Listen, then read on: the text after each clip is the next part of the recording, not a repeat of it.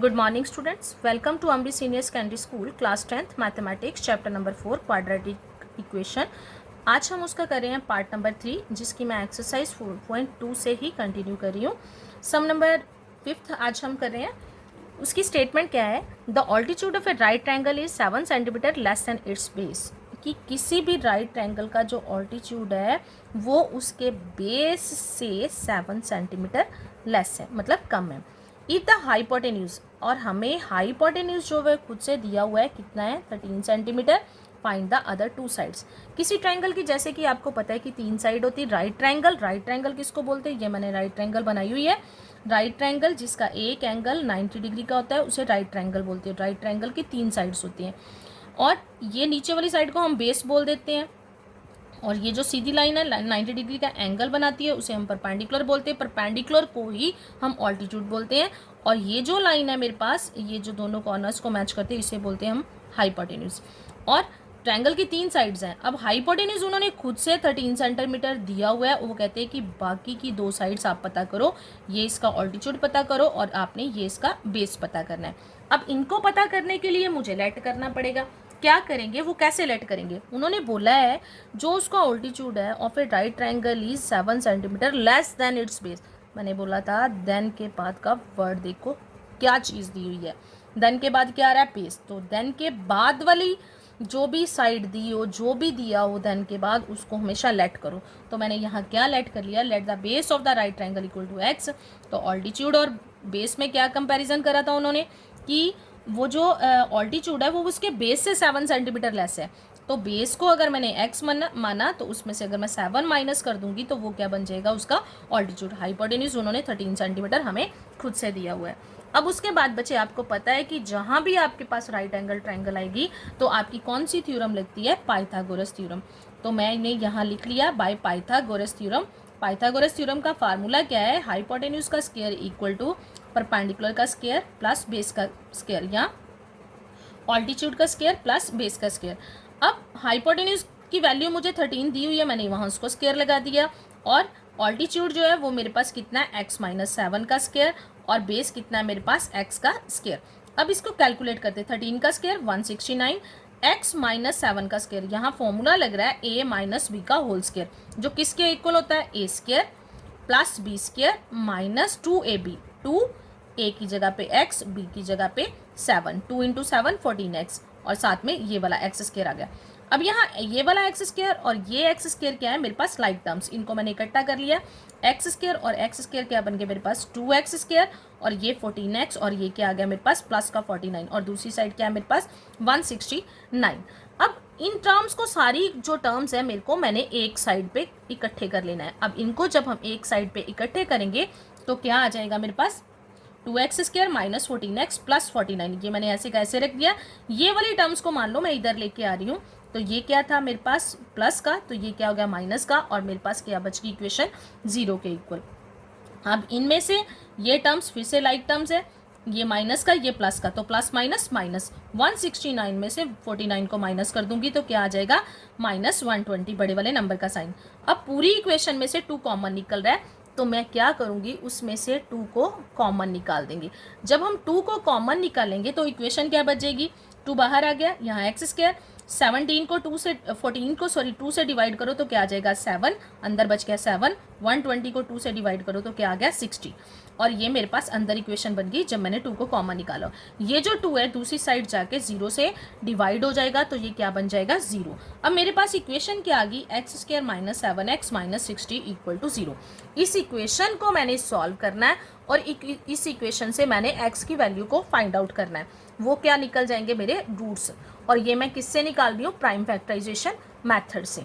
अब यहाँ क्या आ गया मेरे पास, इक्वेशन है मेरे पास X square minus 7x minus 60, A की जगह पे है 1 और सी की जगह पे क्या है 60। 1 इंटू 60 60 60 के मैं ऐसे फैक्टर बनाऊंगी, 2 पार्ट्स में डिवाइड करूंगी, प्लस माइनस करूं तो 7, मल्टीप्लाई करूं तो 60। नंबर्स मैंने ढूंढ लिए, -12 और 5, ये मैंने नंबर ढूंढने, आपको फैक्टर ढूंढने बताए हुए हैं पिछली वीडियो में। अब आप क्या करोगे, 7 की जगह पे आपने क्या कर दिया, कि एक्स स्क्वायर 7 की जगह पे आपको माइनस का साइन चाहिए, तो बड़े वाले नंबर के साथ मैंने माइनस और छोटे वाले नंबर के साथ मैंने प्लस का साइन लिया कि कैलकुलेट करने के बाद जब मेरा 7 आए तो माइनस का 7 आए। अब यहाँ मैंने इसकी जगह पे लिख दिया -12x प्लस 5x और 60 वैसे का वैसे ही। अब इन दोनों में से x कॉमन, x -12, और इन दोनों में से 5 कॉमन निकला है, x -12। अब उसके बाद बचे फिर से दोनों में x -12 क्या आ रहा है, कॉमन आ रहा है। तो मैंने क्या निकाल लिया यहाँ, x -12 को मैंने बाहर लिख लिया, x -12, और मेरे पास दूसरा फैक्टर क्या बच गया, x + 5 = 0। तो जब हम रूट्स निकालते हैं तो दोनों वैल्यूज़ को क्या करते हैं, 0 के इक्वल करते हैं। तो जब मैं 0 के इक्वल करूंगी तो x -12 = 0 और दूसरा फैक्टर x + 5 = 0। तो यहाँ x = ये 12 माइनस का था प्लस का हो गया, और ये 5 प्लस का था दूसरी साइड जाके माइनस का आ गया। अब मेरे पास x के 2 रूट निकल आए, पर यहाँ मैंने लिख लिया, देयरफॉर यहाँ मैं लिखूंगी x is not equal to -5। मैं नेगेटिव वैल्यू नहीं लूंगी because base is a length, कि ये जो एक मैंने इसका बेस माना हुआ है ये एक किस्म की एक लेंथ है। तो लेंथ कभी नेगेटिव नहीं होती, लेंथ कभी नेगेटिव नहीं होती, किसी चीज़ की जो कॉस्ट है वो नेगेटिव नहीं होती, किसी की एज के साथ नेगेटिव साइन नहीं आता। तो ऐसे चीज़ें कुछ हैं जिनका नेगेटिव साइन हमें छोड़ना पड़ता है, because base is a length, therefore it should not be negative. तो मैंने इसको जो नेगेटिव वैल्यू उसको लीव कर देना, छोड़ देना। तो मैंने अब x की कौन सी वैल्यू लेके चलनी है, x = 12 मैंने ले लिया, x = 12। तो x मैंने क्या माना था, बेस, तो ये क्या आ गया मेरा base of the triangle equal to x = 12 centimetre. तो ऑल्टीट्यूड ऑफ द ट्राइंगल क्या आ जाएगा मेरा, x -7, मतलब x की वैल्यू है 12 माइनस उसमें से 7 करा, तो मेरा आंसर क्या आ गया, 5। मैंने दोनों साइड्स इसकी पता कर ली। अब जैसे मैंने इसके साथ ही अगला स्टेटमेंट जो है इसका लास्ट वो मैंने ले लिया, a cottage industry produces certain number of pottery articles in a day. एक कोई कॉटेज इंडस्ट्री है जिसने किसी दिन में कुछ नंबर ऑफ आर्टिकल्स जो हैं वो प्रोड्यूस करे हैं, बनाए हैं। It was observed on a particular day, किसी एक दिन ये ऑब्जर्व करा गया that the cost of production of each article in rupees was 3 more than twice the number of article produced on that day. If the total cost of production on that day was rupees 90, find the number of articles produced and the cost of the each article. सबसे पहले तो find वाली line पे आ जाते हैं। क्या find करने के लिए बोला है, find the number of articles produce, कितने उस दिन आर्टिकल प्रोड्यूस किए गए और एक आर्टिकल की कॉस्ट कितनी थी। मैंने लेट कर लिया इसको, let the number of article produce on that day. सबसे पहले मैंने उनको x मान लिया।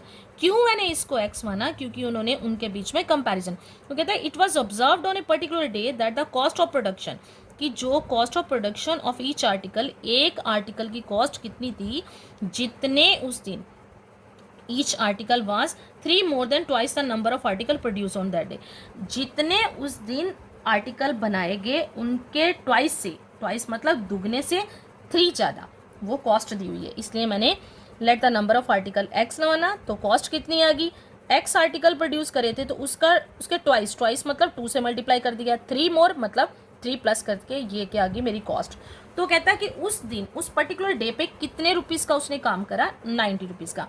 मान लो हमने किसी दिन कोई काम कर रहे हैं, कोई जिससे हमें एक पीस के हिसाब से किसी चीज़ के पैसे मिलते हैं, तो अगर हम उस दिन एक जो पीस है आपके पास उसको तैयार करने की जो कॉस्ट है 15 रुपीज़ है, आपने 10 पीस बनाए, तो आप बोलोगे 10 × 15, एक पीस की कॉस्ट है 15, आपने 10 पीस बनाए, 10 × 15 = 150 रुपीज़ का आपने उस दिन पूरा काम करा।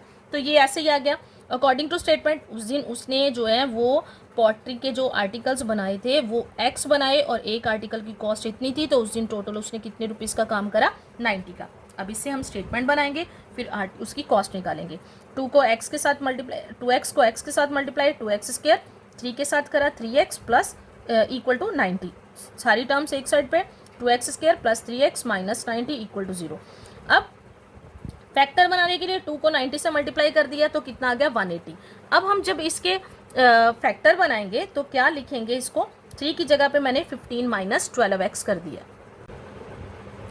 15 में से 12 को माइनस करेंगे तो क्या आ जाएगा, 3x - 90। अब इन दोनों में से x कॉमन निकलेगा तो अंदर क्या बच गया, 2x + 15, और इन दोनों में से क्या कॉमन निकलेगा, 6 कॉमन निकल जाएगा। तो मैंने माइनस का साइन भी निकाल लिया और 6, और यहाँ अंदर क्या बच गया, 2x + 15। अब 2x प्लस 15 फिर से दोनों में कॉमन है और दूसरा फैक्टर बन गया x माइनस 6 इक्वल टू 0। अब दोनों फैक्टर्स को टर्म बाय टर्म हम क्या करेंगे, 0 के इक्वल कर देंगे। जब 2x प्लस 15 इक्वल टू क्या आ गया 0, तो 2x इक्वल टू ये प्लस का था, ये किसका हो गया मेरे पास माइनस का 15 आ गया। तो यहाँ 2 मल्टीप्लाई हो रहा था तो दूसरी साइड जाके 2 क्या हो जाएगा डिवाइड, तो x की वैल्यू क्या आ गई मेरे पास -15/2। तो यहाँ मैं फिर से वही लिख लूँगी, पिछली वो जो स्टेप मैंने पीछे भी लिखवाया था कि x की जो वैल्यू मैं नेगेटिव नहीं लूँगी। यहाँ नेगेटिव क्यों नहीं लूँगी कि उसने कुछ ना कुछ उस दिन आर्टिकल बनाए थे, तो माइनस के साइन का मतलब होता है 0 से भी कम। 0 का मतलब ऑलरेडी बचे होता है कि कुछ नहीं, तो 0 का मतलब अगर 0 बोलूँ तो उसने कोई आर्टिकल तैयार नहीं करा, तो अगर मैं माइनस ले लूँ तो 0 से भी कम, ये तो कोई बात की सेंस नहीं बनी। तो इसलिए हम यहाँ क्या करेंगे, क्योंकि उसने कुछ ना कुछ उस दिन काम करा था, तो ये नेगेटिव वैल्यू हम रिजेक्ट कर देंगे। तो हमने कौन सी वैल्यू लेनी है, x minus 6 equal to 0, x की वैल्यू हम 6 लेंगे। तो इसका आगे फिर हम क्या करेंगे, therefore number of article produce on that day 6 हो गए, तो हमने कॉस्ट ऑफ ईच आर्टिकल भी निकालनी, जो क्या है मेरे पास 2x प्लस 3। तो यहाँ x की जगह पे मैं x की वैल्यू भर दूंगी, 2 into 6 plus 3, 2 into 6 12 plus 3 equal to 15। तो एक आर्टिकल की कॉस्ट कितनी होगी 16, और कितने आर्टिकल प्रोड्यूस करे 6। अब इन दोनों को मल्टीप्लाई करो, 6 आर्टिकल प्रोड्यूस करे, 15 उसकी कॉस्ट है, तो 6 इंटू 15 सॉरी कितना का उसने उस दिन काम करा था 90 रुपीज़ का। तो मेरा आंसर जो है वो मैच कर रहा है। अब बच्चे इसके साथ अगली एक्सरसाइज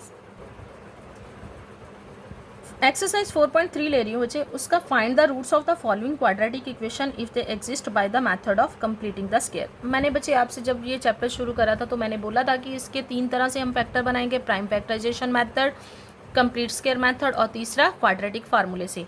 अगर ऊपर मेथड मेंशन करा है तो हमें, जैसे पिछली एक्सरसाइज में प्राइम फैक्टराइजेशन लिखा था, तो हमें उसी से सम सॉल्व करने पड़ते हैं। अब इस सम की स्टेटमेंट में बाय कंप्लीट स्क्वायर मेथड लिखा है, तो मुझे उसी से सम सॉल्व करने पड़ेंगे। अब इस मेथड को कैसे करते हैं, मैंने जैसे आपको ये स्टैंडर्ड फॉर्म लिखवाई थी, मेरे पास ये स्टेटमेंट है 2x square minus 7x plus 3 equal to क्या है मेरे पास 0। तो standard form ax square plus bx plus c। तो a की वैल्यू किसके इक्वल है 2 के, b की वैल्यू है -7 और c की वैल्यू क्या है 3। पहले तो आपने ये लिख लेना है, उसके बाद सबसे पहले आपने ये काम करना है b/2a का स्क्वायर निकालना है। b की वैल्यू कितनी है -7, 2 है, और a की वैल्यू भी 2 है मेरे पास, उसका स्क्वायर आ गया। सॉल्व करेंगे तो -7/4 का स्क्वायर। ये अभी इसको आपने छोड़ देना लिख के, अभी इसकी आगे जाके हम यूज़ करेंगे। तो उसके बाद क्या करना है, जैसे ये स्टेटमेंट है 2x स्क्वायर माइनस 7x, इसमें जो कांस्टेंट टर्म है इसको इक्वल के दूसरी तरफ ले जाएंगे। तो जब मैं इक्वल के दूसरी तरफ ले गई तो ये प्लस का था, ये क्या हो गया माइनस का। अब उसके बाद क्या देखना है कि x स्क्वायर के साथ कौन सा नंबर लगा है, जो भी नंबर लगा हो, जैसे यहाँ 2 लगा है, कई बार 3 होगा, 4 होगा, जो भी नंबर होगा उस नंबर से आपने दोनों साइड पे डिवाइड कर देना है, डिवाइडिंग बोथ साइड्स बाय 2, क्योंकि यहाँ 2 लगा है। तो हर नंबर के नीचे 2 लगा लो और उसकी हम कटिंग करेंगे जिसकी कटिंग हो रही हो। तो यहाँ क्या आ गया 2x square by 2 minus 7x/2 equal to 3/2। ये 2 की 2 से कटिंग होगी, तो यहाँ मेरे पास क्या आ गया x square minus 7/2x equal to -3/2 आ गया। अब इस नंबर की टर्न मेरे पास अब आएगी।